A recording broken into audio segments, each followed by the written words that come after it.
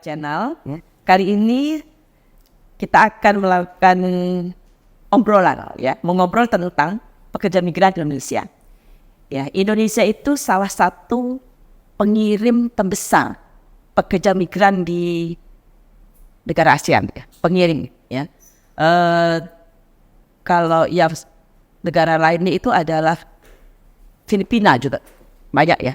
Selain memang ada Myanmar, kalau dia kirim ke Thailand itu ada juga. Tapi Indonesia termasuk yang terbesar lah ya. Dan salah satu provinsi yang cukup banyak juga pekerja migrannya adalah Kalimantan Barat. Selain itu juga, kebetulan ini saya ngobrol dengan Bapak Supriyaman, ya, dari asalnya itu dari Nusa Tenggara Barat, di mana Nusa Tenggara Barat ini juga salah satu provinsi sumber pekerja migran Indonesia. Oke, jadi kalau menurut ini ya organisasi internasional tentang pekerja migran, pekerja migrasi itu adalah hak sebenarnya, hak untuk membuat kehidupan menjadi lebih baik. Tetapi ketika dia itu dilakukan tanpa pilihan, kalau hak itu artinya dia melakukan migrasi untuk kehidupan yang lebih baik. Kalau yang melakukan migrasi tanpa pilihan itu adalah dia untuk survive. Nah, di Indonesia itu masih yang levelnya untuk pekerja migran di luar negeri lah ya. Kita tidak bicara pekerja migran, ada juga pekerja migran antar provinsi. Kita bicara tentang pekerja migran di luar negeri. Itu kalau dia levelnya untuk survive, ya itu berarti kita memang levelnya itu masih rendah lah pekerja migran kita. Masalahnya itu kalau dia masih level survive, ya, pendapatannya relatif rendah, ya. Ada remittance. Remittance adalah uang yang dikirim sebagai hasil kerja kan, ya. Terus nanti kalau dikirim, dia pasti mengutamakan tentu aja lah ya. Kebanyakan nih kalau yang berhasil mengirim remittance itu memperbaiki rumah, kayak gitu ya. Terus untuk kebutuhan sehari-hari ataupun ada kebutuhan pendidikan. Tetapi tadi karena kita ingin migrasinya itu lebih banyak jarak dekat, jadi nanti kan mereka pulang, habis itu remittance itu digunakan aja setelah kita tidak ada kerjaan itu dipakai ya. Kemudian habis pergi lagi. Itu terus terjadi ya.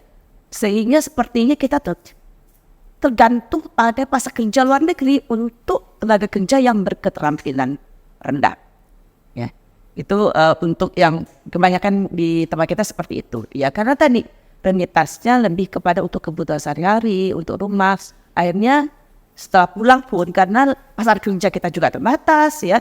Padahal itu teorinya tuh kalau mereka sudah bermigrasi, mereka itu punya pengalaman dan lain sebagainya lah ya. Sehingga harusnya dia lebih mampu untuk mendapatkan modal yang baik setelah pulang.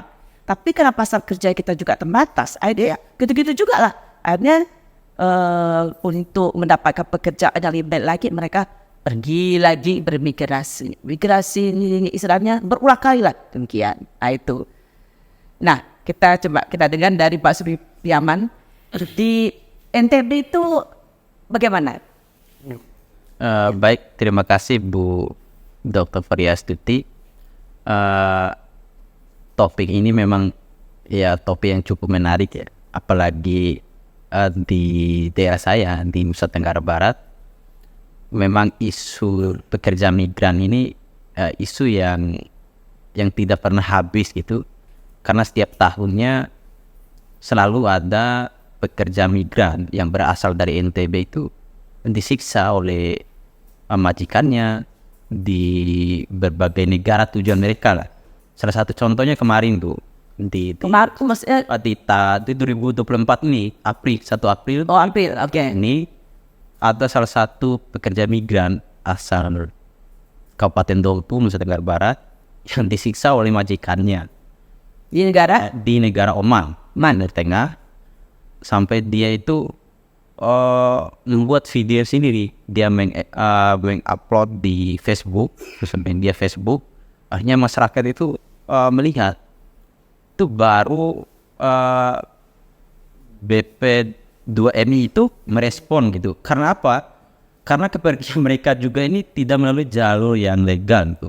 Jalur yang resmi, sehingga pemerintah juga kesulitan untuk mengontrol dan mendeteksi keberadaan pekerja migran ini. Sebenarnya di Nusa Tenggara Barat itu, khususnya di Pulau Sumbawa itu Bu ya, Pulau Sumbawa itu coba Ibu searching luasnya, jumlah penduduknya. Sebenarnya masyarakat di sana pergi menjadi pekerja migran ke luar negeri itu sebenarnya sangat keliru, Bu. Karena apa? Potensi sumber daya alam di sana itu sangat melimpah. Di sini mungkin harga daging itu cukup mahal, Bu. Di sana itu murah sekali.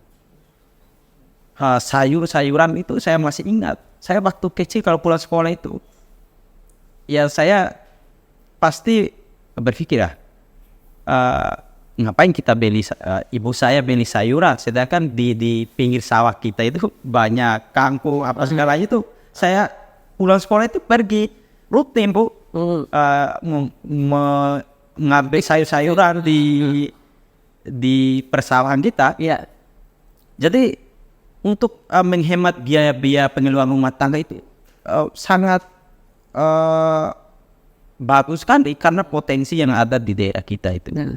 Sebenarnya problem pekerja migran ini kan kebanyakan dari ibu-ibu rumah tangga kan, yang khususnya di daerah kita itu Banyaknya perempuan. banyak perempuan, Bu. Itu masalah, banyak perempuan. Karena para perusahaan yang membawa mereka itu selalu mencari perempuan. Kadang-kadang saya bertanya ya, waktu-waktu kuliah itu, kenapa hanya fokus ke perempuan saja? Ternyata orientasinya itu untuk dijadikan sebagai pekerja sebagai ibu rumah tangga, pembantu rumah tangga di luar negeri itu, bukan pekerja yang ekspektasi kita itu menjadi pekerja yang sektor formal. Kita ternyata ini ya. Dan dulu itu, Bu, tidak jarang pun terjadi trafficking, perdagangan manusia. Perdagangan manusia itu sampai ada kasus itu di Grebek di Jakarta itu warganya di Nusa Tenggara Barat dan Nusa Tenggara Timur. Ternyata apa ya, kebanyakan perempuan yang pergi menjadi pekerja migran ini itu perempuan yang gagal secara rumah tangga, gagal ekonomi secara rumah tangga. Maksudnya gagal rumah tangga, gagal ekonomi. Ibu cek di NTB itu angka perceraian juga cukup tinggi. Oh, jadi karena masalah ekonomi, kemudian mereka bercerai, kemudian mereka akhirnya yang perempuan pergi menjadi pekerja migran. Oke. Oke. Karena mereka berpikir begini, karena keterbatasan pendidikan juga ya. Daripada saya bekerja di ladang gitu, lebih baik saya pergi ke luar negeri bekerja di rumah. Sebenarnya pemikiran itu sangat keliru bagi saya, karena mereka itu akan dibuatkan tidak di penjara dalam pekerjaan mereka. Sebenarnya mereka bekerja di ladang itu seperti ya seorang tua bekerja di tempatnya sendiri. Apakah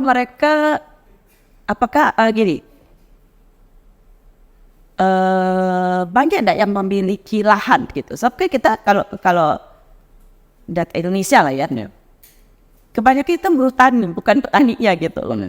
Jadi apakah di tempat Bapak itu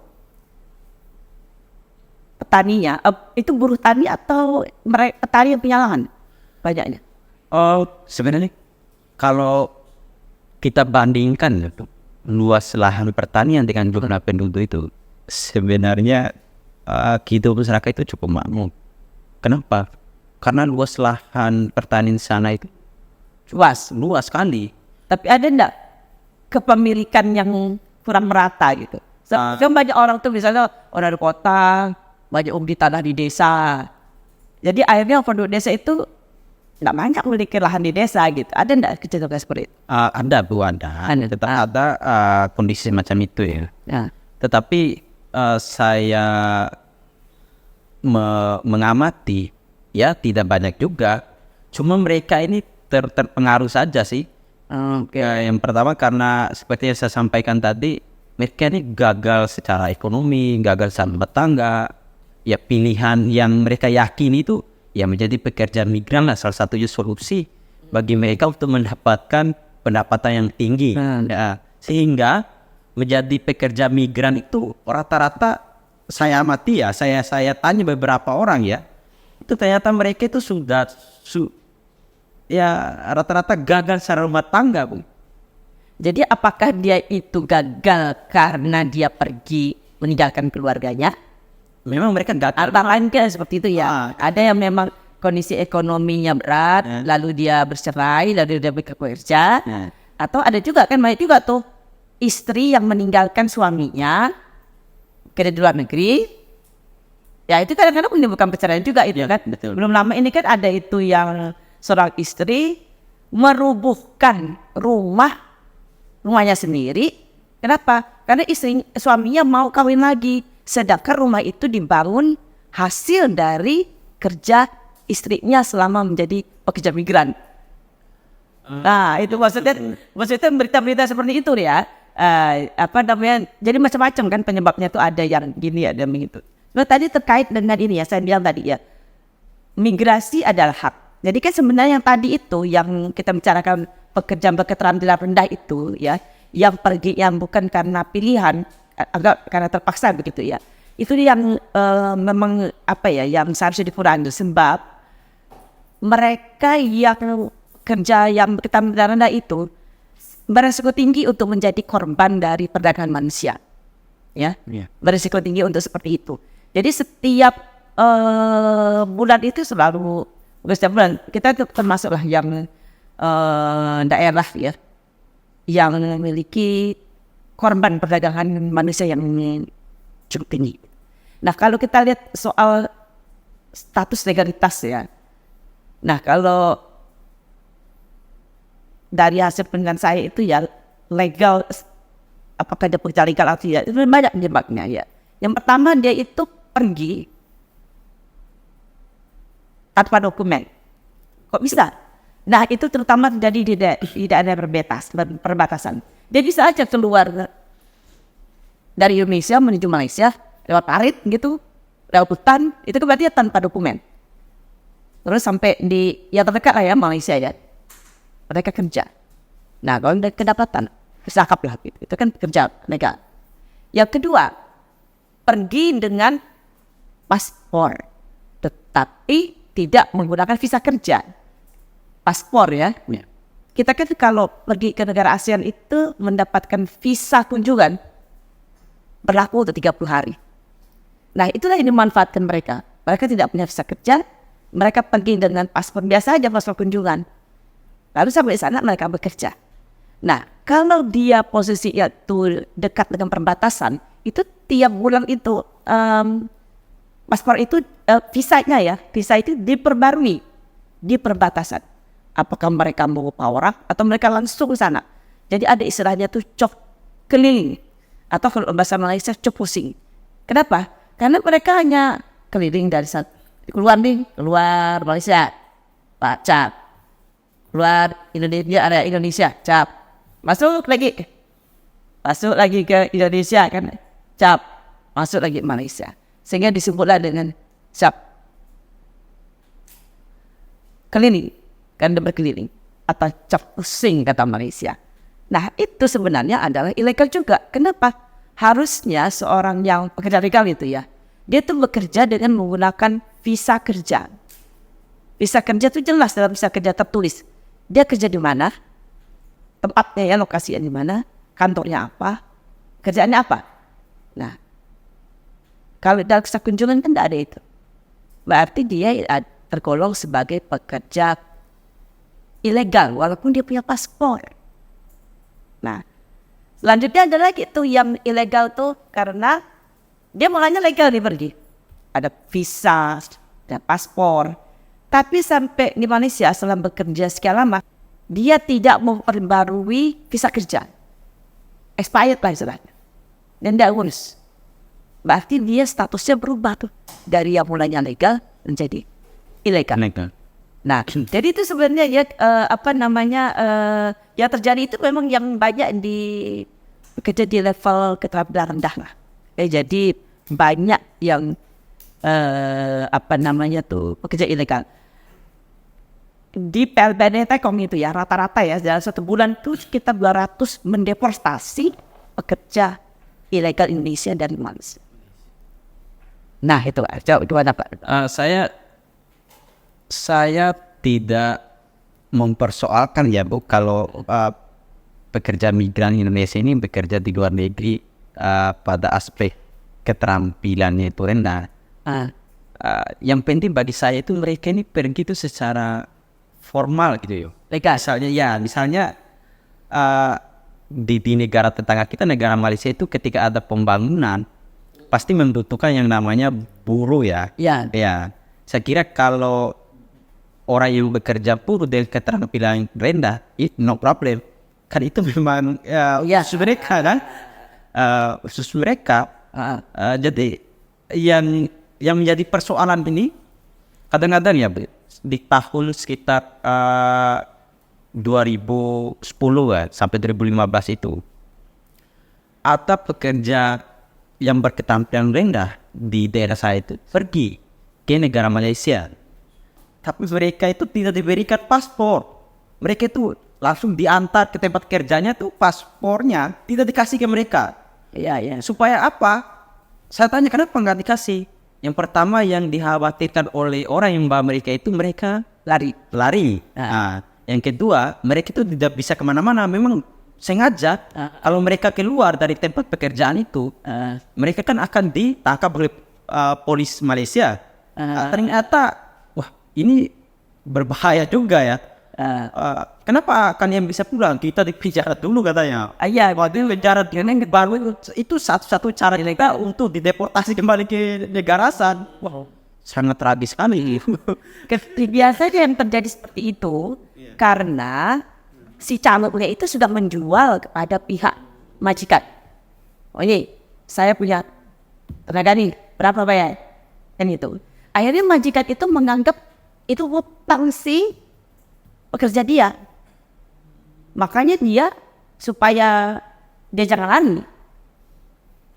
Apakah paspornya itu ditahan oleh tadi yang siapa tuh brokernya atau ditahan oleh majikannya? Karena majikannya sudah mengeluarkan banyak uang untuk mendatangkan dia. Nah itu bisa terjadi seperti itu. Nah itu kebalikan dengan yang di perbatasan ini ya. Mereka itu sebagiannya suka lebih memilih jadi ilegal. Kenapa? Ilegal itu tadi kan saya bilang punya paspor, tapi mereka bekerja, tidak bisa kerja. Kata gini, kalau ilegal, kalau tadi kan ilegalnya ditahan, itu kena unsur calo, karena si majikan sudah membayar uang. Kalau ini kan dia bisa pakai uang, dia paling-paling minjam lah sama tetangganya gitu ya. Jadi artinya dia itu ilegal. Tetapi dia tidak punya hutang dengan majikannya. Sehingga majikan itu biasanya kalau yang seperti itu, dia tidak juga menahan paspornya. Ya. Dan pekerja migran itu lebih menyukai status itu. Kenapa? Kalau rindu Bu, bisa pulang. Tapi kalau saya kerja secara formal, saya kan tidak bisa sendiri-sendiri mau saya pulang. Nah gitu ya. Jadi dia ingin bebas. Dengan bekerja sebagai statusnya ilegal. Ya tadi, karena tadi mungkin dia tidak utang. Gitu ya. Jadi dia utang di kampung aja. Dia bayar di kampung, selesai gitu. Kemudian kedua, kenapa dia, ya tadi untuk mengurus sebagai status legal cukup mahal. Ya cukup mahal. Tadi cukup mahal. Kemudian dia juga, ada satu lagi. Kalau dia itu dibayar tidak sesuai dengan majikan, dia mudah lari. Tapi kalau paspornya itu ditahan, kan dia susah lari. Nah, jadi kita melihat tuh tadi status legalitas itu macam-macam masalahnya begitu. Jadi tidaklah bisa kita generalisir. Oh ini kayak gini, ini. Maka dulu pernah tuh ya ada jawaban presiden apa ya katanya kan ada yang kasus itu tuh disiksa gitu ya.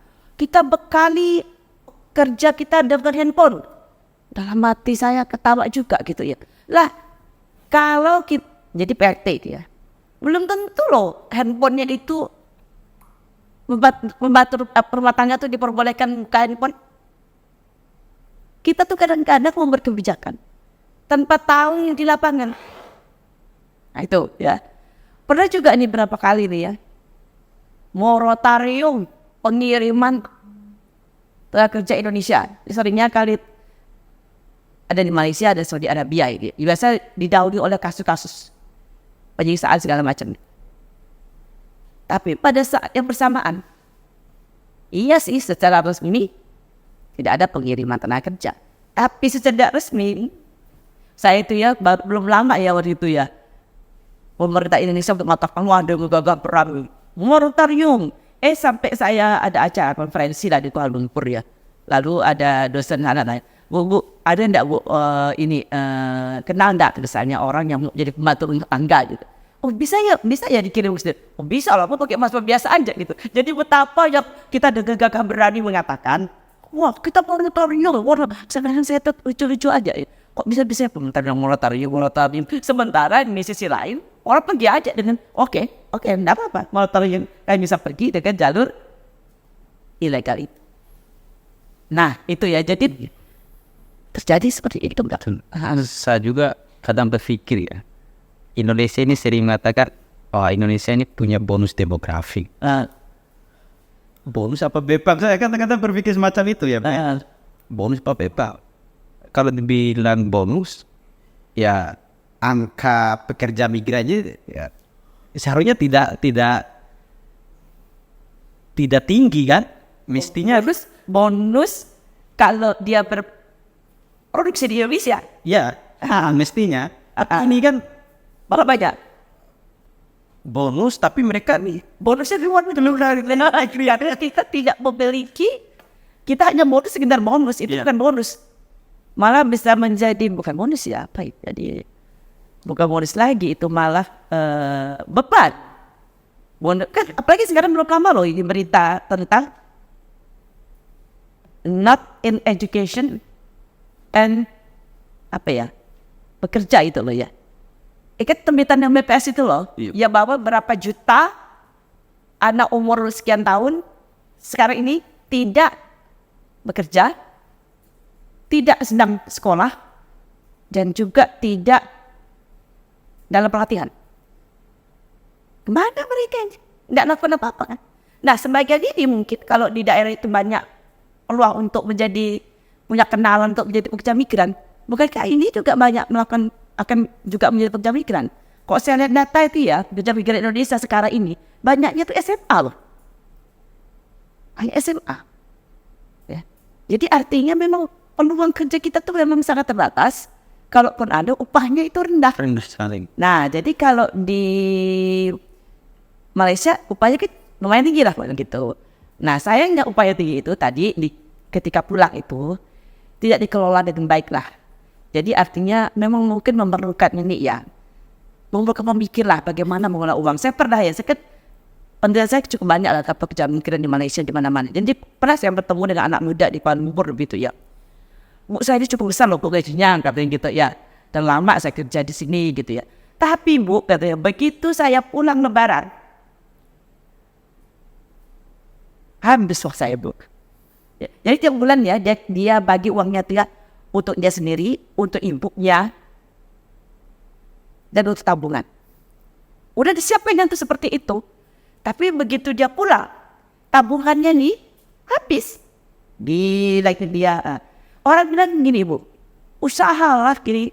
Tapi usaha apa ya Bu ya? Ternyata mereka tuh masih ada pertanyaan itu. Jadi kadang-kadang kalau mereka sibuk kerja gitu ya, mereka Pak misalnya, uang itu harus coba investasikan untuk apa begitu. Akhirnya tidak putus-putus tuh kerja migran tuh pergi terus gitu. Kenapa? Nah ada satu lagi. Mengapa banyak pekerja di sektor bangunan di Malaysia? Jadi saya tanya tuh ke tukang-tukang, apa bedanya Pak kerja di Indonesia dengan di Malaysia untuk tukang nih? Pertama Bu katanya, kalau di Malaysia tuh habis satu proyek, tidak lama lagi jeda atau proyek itu dekat. Jadi dia tuh tidak perlu berapa lah. Selesai proyek ini, ada proyek lain. Terus seperti itu. Kalau di Indonesia Bu, kami sampai berbulan-bulan tidak ada pekerjaan. Baru muncul proyek lain. Nah itu kan juga mengapa sektor bangunan Indonesia, mengapa banyak pekerja Indonesia banyak bekerja sebagai buruh bangunan di Malaysia. Jadi masalah apa ya, perputaran ekonomi itu juga, ya kan? Perputaran ekonomi itu padahal pekerja Indonesia termasuk yang bagus kan? Nah jadi seperti itu ya. Nah jadi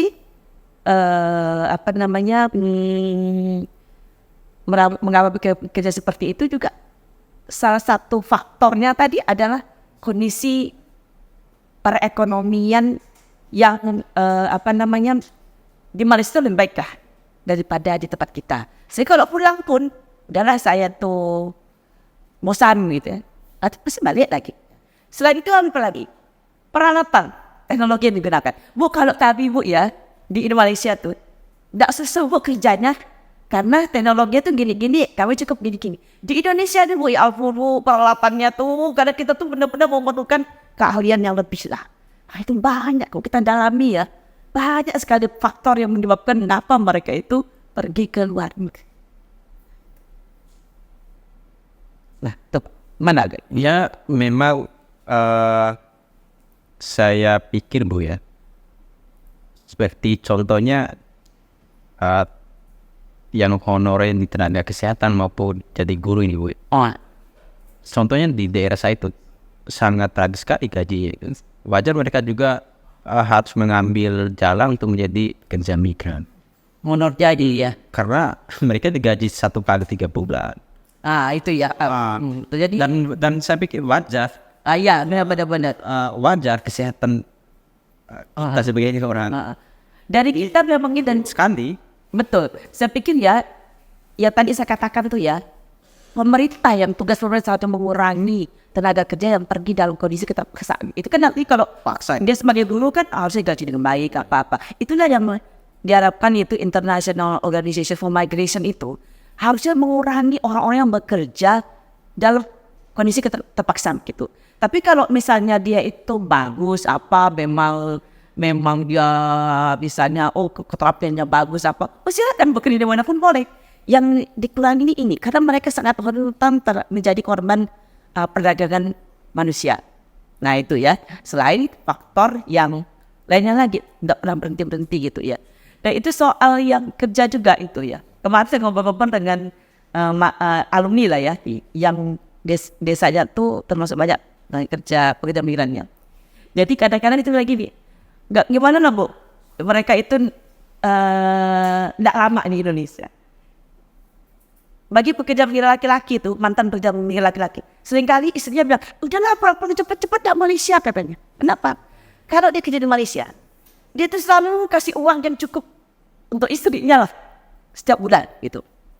Sementara kalau di sini ya gaji yang rendah dan gaji yang besar itu yang cukup besar lah ya. Sebenarnya gajinya relatif lah ya, relatif agak besar lah.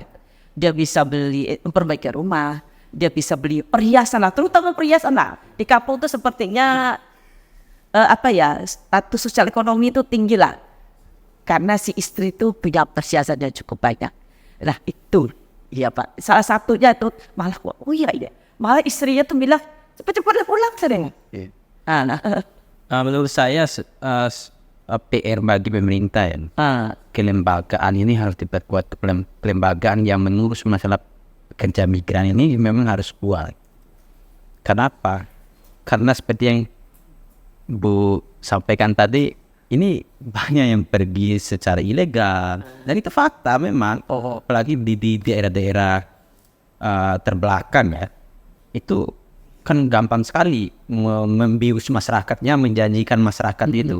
Kalau kalian pergi ke negara ini gaji sekian, mereka tidak menceritakan apa risikonya, apa dampaknya, itu enggak. Betul. Tapi bagi masyarakat awam yang rata-rata pendidikan di bawah SLTA itu pasti mereka tergiur karena apa ya, gaji ASN saja di sini nggak sebesar itu. Wah, itu. Kenapa saya nggak mengambil peluang itu? Iya betul. Dan itu menjadi motivasi bagi mereka ya. Kok saya yang nggak menyelesaikan SLTA ini, kok bisa akan mendapatkan gaji setinggi? Iya. Dan kenapa saya tidak mengambil peluang itu? Kan kalau sudah dicuci otaknya semacam itu, siapa yang tidak mau? Jadi sebenarnya juga itu mengurangi pengangguran Indonesia gitu loh. Cuman masalahnya ketika dia menjadi pekerja ilegal, sehingga dia bisa jadi korban perdagangan manusia, banyak hal resikonya. Walaupun banyak juga yang, saya 20 tahun gue jadi pekerja ilegal, enggak juga dia pernah kena tangkap. Belum lagi soal razia tuh Pak. Jadi saya nulis buku itu ya, kalau mereka razia tuh, kalau malam-malam tuh Pak, terutama kalau kerjanya di daerah pedalaman ya, kelapa sawit atau apa gitu ya. Ada inilah, ada masih ada. Mereka tuh lari sampai ke hutan, sembunyi di hutan. Nanti pulangnya kadang-kadang mereka harus tidur di hutan tuh Pak, sampai lari dah ada berita, udah mereka meninggalkan. Kadang tidur di hutan, pagi baru sampai kembali lagi ke campnya. Itu sering sekali kerja ilegal seperti itu. Itu berapa kali pemerintah Malaysia itu menggerebek kampung pekerja ilegal di Kuala Lumpur dan sekitar. Jadi itulah Pak, yang begitu banyak cerita tentang pekerja ilegal. Lain kali kita sambung lagi ya. Terima kasih atas sharingnya ya.